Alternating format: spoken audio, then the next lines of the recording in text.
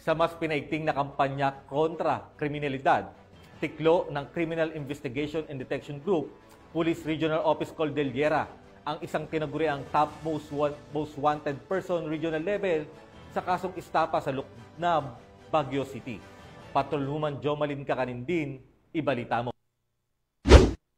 Patuloy na pagpapaigting ng kapulisan ng Cordillera sa kanilang kampanya kontra kriminalidad. Arestado ng CIDG CAR ang tinaguriang top most wanted person regional level sa kasong estafa sa Luknab, Baguio City nito lamang ika-24 araw ng Hulyo taong kasalukuyan. Ayon kay Police Colonel Damian Olsim, Regional Chief ng CIDG CAR, matagumpay ang isinagawang uplan pagtugis dahil sa pagtutulungan ng mga operatiba sa pangunguna ng CIDG Baguio City Field Unit, katuwang ang Baguio City Police Station 4 at ang RIU-14 CIT Baguio. Arestado ang akusado sa bisa ng warrant of arrest na inihain laban sa kanya noong ika-17 ng Hulyo taong kasalukuyan sa Judicial Court ng Baguio City na may inirekomendang piyansa na 150,000 pesos. Matapos basahan ng kanyang karapatan sa salitang kanyang naiintindihan, dinala ang akusado sa tanggapan ng pulisya para sa tamang dokumentasyon, wastong disposisyon bago i-turn over sa kinauukulang hukuman.